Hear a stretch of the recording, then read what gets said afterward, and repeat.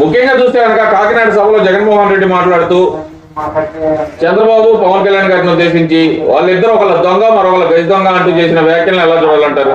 గజ దొంగనండి. ఛార్జ్ షీట్లు వేసిన వాళ్ళు దొంగలు. 13 కేసులు, 13 ఈడీ కేసులు, సిబిఐ కేసులు, 6 ఈడీ కేసులు ఉండి ఛార్జ్ షీట్లు వేసిన గజ దొంగలు. కానీ వీళ్ళ మీద ఛార్జ్ షీట్ వేసారా? ఒక్క ఛార్జ్ షీట్ వేసి కనీసం ఎఫ్ఐఆర్ ఫైల్ అయిందా? ఏం లేదు. నోరుంది, నోటు వచ్చిన అబద్ధాలు కన్నార్పకుండా పచ్చి అబద్ధాలు చెప్పే ముఖ్యమంత్రి ఎవరైనా ఉన్నారంటే మన రాష్ట్ర ముఖ్యమంత్రి జగన్మోహన్ రెడ్డి గారు. ఎలా చూడాలంటే మాటకు ముందు ఒకసారి మీ బిడ్డ ఎవరు బిడ్డ అండి? మరి బిడ్డ అన్నప్పుడు తల్లిదండ్రులకి సరిగ్గా చేయాలిగా, న్యాయం చేయాలిగా. వాళ్ళని చూసేవాటి కొడుతుంటవి, పెన్షన్ కట్ చేస్తుంటవి.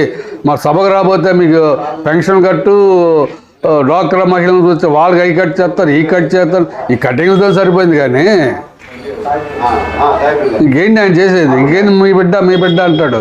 మీ బిడ్డ అనేది ఒక తల్లికి బిడ్డకి ఉన్న రిలేషన్, రక్త సంబంధమే లేకుండా పోయింది కదా.